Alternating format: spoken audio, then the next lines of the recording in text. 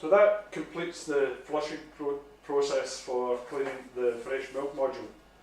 Now what you will notice, the machine will automatically shut down, that you're not allowed to use it until it is cleaned every single day. So the process must be completed. So we can set aside the water from that side. Now the last part of the cleaning, you'll notice on here that you have what is called a cappuccinoir, which froths the milk. Now there are two hoses attached to it, number 1 and number 2. Inside the machine there's a diagram that shows number 1 sits in the top and number 2 sits in the side. So if we disconnect those and just pull the whole module out.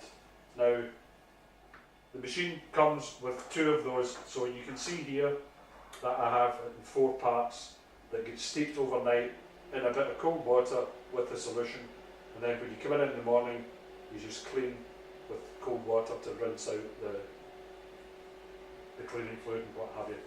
So the process is very simple to put together. That bit goes into there, turns and locks, that bit slides into there, and finally that bit slides into there. So while that one is cleaning overnight, you can put the other one in. So it's just the reverse to take apart, pull that part, and that part, and these get clean. Obviously the noise you hear in the background is just the finishing through the process and switching back to normal mode. But that just sits in the nozzle, number 1 onto the top,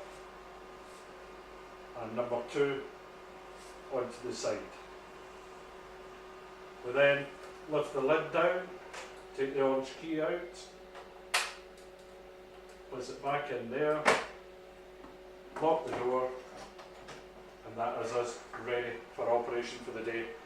So once again, thank you very much for watching the cleaning video on the fresh milk module. If you have any questions, please contact us at coffeeforlife.co.uk. Thank you.